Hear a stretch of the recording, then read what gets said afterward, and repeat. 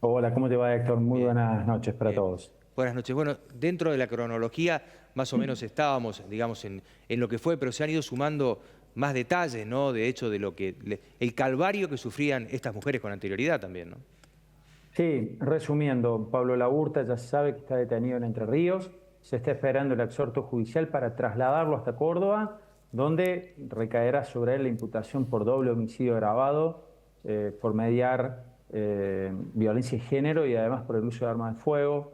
Al margen, sumando el secuestro de su hijo, y habrá que ver qué responsabilidad tiene la desaparición de un remisero entrerriano. Lo cierto es que Luna Giardina, de 24 años, y Muriel Zamudio, de 50, murieron el sábado entre las 7 y las 8 de la noche.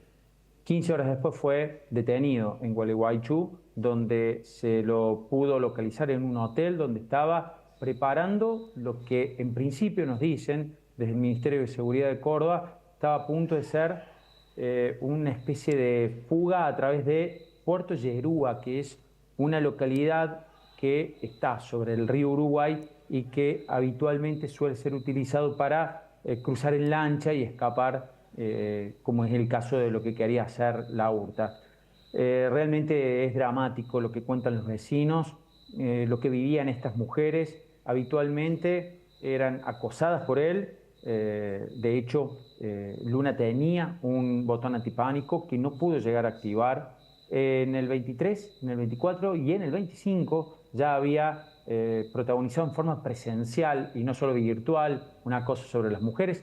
Una vez se había instalado debajo del tanque de agua de la casa y en ese lugar estuvo hasta, dicen algunos vecinos, algunos días revisando movimientos. La verdad era pánico el estado en el que vivían, un estado de pánico en el que vivían estas dos mujeres, y casi todos los testimonios de los vecinos de Villa Serrana, este barrio al norte de la ciudad, lo reflejaron esta mañana en los testimonios realmente desgarradores. Hay que decir que estas mujeres vivieron un verdadero infierno. De hecho, la Urta había estado detenido en el año 24, en Ajá. 2024.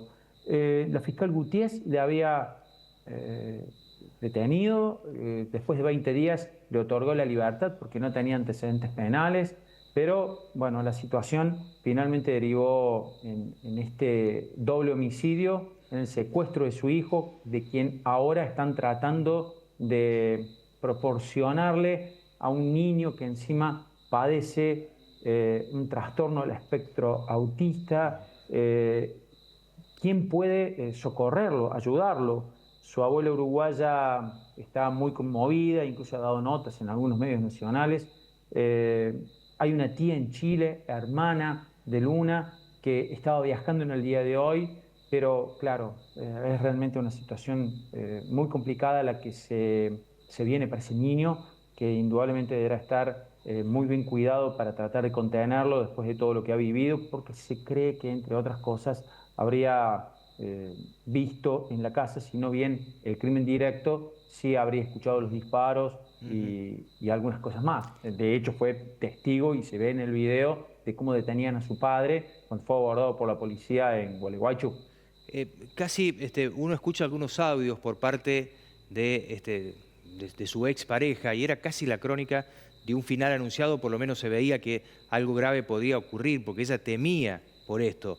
Evidentemente estamos hablando de un psicópata y como vos marcás, hasta ahora doble homicidio, porque se ha encontrado hace horas nada más un cuerpo en Entre Ríos que por la zona en donde se lo encontró podría ser tranquilamente ese remisero de confianza que él tenía y que lo convocó para que lo fuera a buscar. Así que bueno, obviamente faltará el ADN de por medio y demás para saber si se trata de esa persona, porque en principio no estaría reconocible, pero todo indica, ahí vemos la imagen del remisero con su auto, que tenía, no digo una amistad, pero lo saludó con un abrazo y un beso cuando llegó al lugar, ya había hecho otros viajes con él, pero bueno, lamentablemente difícil de leer la mente de un psicópata de esta naturaleza, ¿no? Sí, exacto. Martín Sebastián Palacios se Sí, llama este hombre, vamos a decir se llama, porque todavía se está tratando de sí, determinar si ese cuerpo ojalá que no sea. corresponde a ese hombre Ujú. que en principio y por las cámaras de los peajes pudieron determinar la Urta venía manejando el Toyota Corolla, que era Ajá, propiedad de Palacios, ajá, solo. ajá.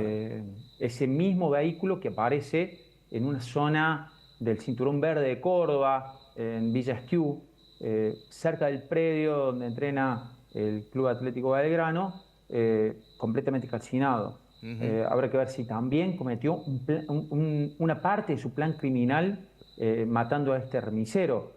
Y decimos de un plan premeditado de violencia porque indudablemente que él se preparó para todo, tenía dinero para afrontar las distintas circunstancias que le planteara este desafío que se había propuesto, disponía de un arma, sabía por dónde huir, llevaba algunos juguetes para entretener a su hijo en el viaje de regreso. La verdad es algo increíble y poco a poco, revisando la web y también las redes sociales de Varones Unidos, esta especie de organización que había creado en Uruguay, de un tinte claramente masculinista, era misógino, antifeminista, y recordemos que en el marco de esta batalla cultural incluso él llegó a conseguir un salón del Palacio Legislativo de Montevideo para que Agustín Laje, este intelectual libertario, presentara uno de sus libros, acompañado también por Nicolás Márquez, que es el biógrafo oficial de Javier Milei. Hay muchísimas fotos que documentan este hecho y que indudablemente agregan otro elemento más que constituye realmente una trama y un paisaje que desgraciadamente todo indicado iba a terminar con un hecho violento y lo fue de la peor manera.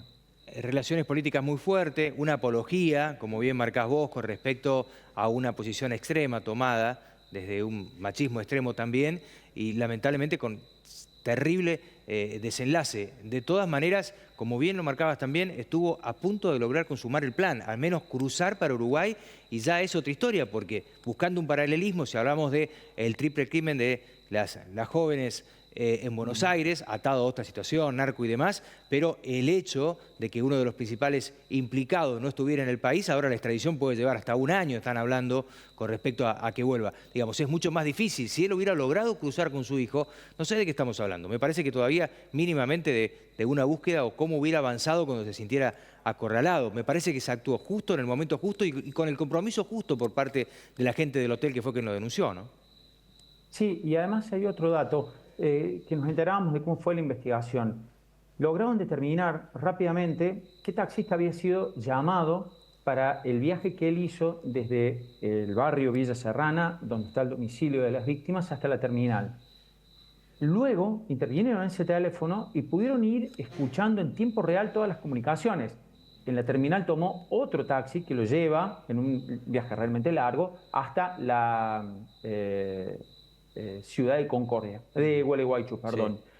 Pero él tenía conocimiento de tecnología, iba cambiando el chip, pero afortunadamente podía la policía seguir rastreándolo a través de las antenas, debido a que el email del teléfono, que es esa especie de clave, número clave que permite identificar cuando se registran las antenas de telefonía celular, les iba dando la posición en tiempo real, lo cual permitió detenerlo antes y, como bien decías, evitar, por ejemplo, un complejo trámite de extradición. Uruguay suele imponer algunas condiciones para las extradiciones. Por ejemplo, que las penas no superen las que tiene prevista su Código Penal. Por lo tanto, él aquí, en Argentina, claramente va a afrontar un pronóstico punitivo del más severo. Se caía el femicidio. Se caía el femicidio. De todas maneras, estoy hablando con un profesional de psiquiatría, me decía, ojo, porque da la sensación de que también pergenió ante las posibilidades de ser detenido, porque eso después, a él se lo ve trastornado. También algunos hablan de que podría ser una puesta en escena, que lo terminan llevando en camilla. Cuando lo detienen iba a desayunar y el tipo estaba perfectamente bien. Algunos dicen, ojo, que esto también puede ser una puesta en escena para buscar ser inimputable, ¿no? Sí, pero de hecho ya está el testimonio de los taxistas que lo llevaron. Él iba hablando, mantenía con su hijo una conversación como si estuviera perfectamente en sus cabales. No se trataba de una persona que estuviera en el marco de un brote psicótico. Déjame terminar el tema de, lo de la extradición. Uruguay no tiene la reclusión perpetua. Por lo tanto, hubiera afrontado un proceso de extradición con la condición que suele imponer Uruguay en casi todos los casos, de que ninguna de las condenas que reciba en el país puedan superar la que tiene previsto el Código Penal uruguayo. Por lo tanto, se actuó justo y tal vez algunos estiman que en un par de horas ya podría él, si no hubiera actuado la policía, estar transponiendo la frontera. Y como bien decís, el hotel también jugó su parte porque estaban avisados, hicieron la denuncia y además facilitaron la tarea de la policía de Entre Ríos. Juan, gracias por el informe. De verdad, muy generoso con nosotros.